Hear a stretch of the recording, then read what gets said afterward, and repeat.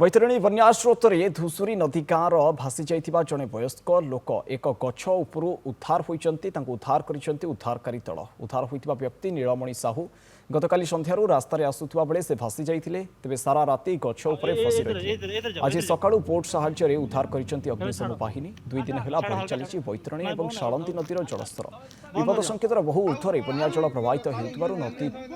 Cool लंघी जनबसती मुहाइछि से भली भद्रक जिलार भंडारी पोखरी धामनगर चांदपाली तिहिड़ी ब्लॉक रे मध्य बन्या स्थिति गंभीर होइछि चारोटी ब्लॉक रे शताधिक पंचायतर 3 लाख ऊर्ध्व लोके वर्तमान बन्या घेर में रहिछंती एवं लोकंकर दुर्दशा बढ़िबारे लागिছে चित्र मध्य सामना को आसुछि अन्यपटे विपद संकेतर बहु ऊर्ध्वरे बन्या जल प्रवाहित हेउथिबारु नदी कूल लंघी जनबसती आड़क मुहाउछि जाफल अनेक लोक यहाँ द्वारा हैरान हरकत होती भाव में ओड्राफ बाहिनी उद्धार कर चार चित्र सामना को आसूची भद्रक जिलार भंडारी पोखरी कहतु धामनगर चांदपाली तिहिड़ी सबु ब्लॉक रे वर्तमान बन्या परिस्थिति उत्कट होइछि अन्यपटे चारोटी ब्लॉक रे शताधिक पंचायतर 3 लाख ऊर्ध्व लोक वर्तमान बन्या घेर रही निजर जीवन यापन करुछंती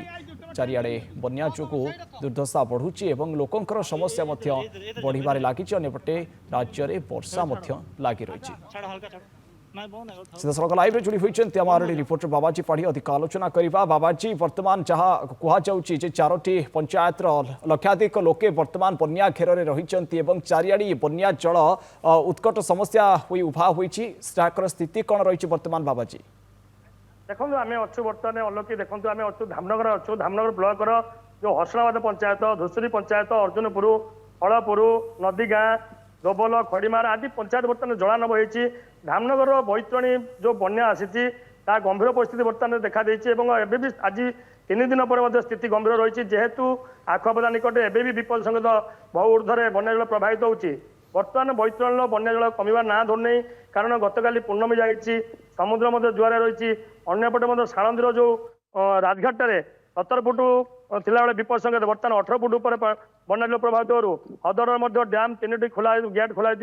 बन्या जल निष्कासन होती शालंदी शालंदी गेंगुटी कपाड़ी कोचिला समस्त नदी फुली उठी फुली उठा फल आम जो अच्छु बर्तमान अंचल देखिए सहयोग कर देखेबे किभली भाव में गृहपालित पशु और लोक स्थानीय लोक मैंने गोटे जगह रही नदी सेतु पर रही आश्रय जदि ये अनुल चित्र देखूँ हर्षणाबाद पंचायत अनुल चित्र जो गृहपालित पशु मैंने रही आश्रय विशेष भाव प्रभावित होती विशेष प्रभावित होती चाषी मैंने प्रभावित होती देखिए बर्तमान अत्यंत गाँ लोक नदी बंध पर आश्रय पचार बुझा कौन कहे आप केते दिन नई बंध पर गाई गोरु जो गाई गोरु रही वर्षा होती छण गोटा पकाऊ खाया पीवा ना कि ना पानी माड़ा किमी कौन गाँ भर के फुट पानी पहरिकी जी केमी आसुँच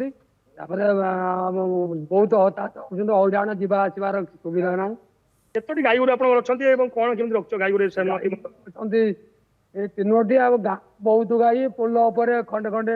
पाल पकईकी रखीचु देखो चित्र बयान कर सहयोग चित्रटा देखेबे चित्र देखेबे किभली भाव गाई गोरु मैंने बंधा जहाँ नड़ाकुटा था दौरान दाना जहाँ घरे था सहित दौरान किंतु देखा वास्तविक चित्र देखा गले प्रशासन पक्षर कौन गोखाद्य कहतु लोक मान कौन खाद्य पहुंच पारनी भाई अच्छे अनुल्ट गाँव यही वर्ष पानी होना आगे एमती पानी होता पानी होता एमती पानी केबे भी है आम देखिलु यही वर्ष सब हाई फ्लोर पानीटा एथर गाई गोरु मनीष समस्ते हूँ आकाश रोच छात उपर रोच खाइबा बर्तमान किसी आसीनी प्रशासन पक्षर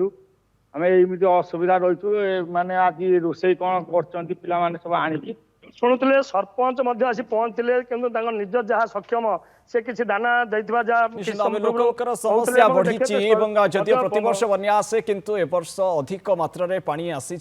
समस्या दिनकु दिन बढ़ुची लोकंकर जहाँ कहबार कथा रही बहुत धन्यवाद बाबाजी अधिक आलोचना कर।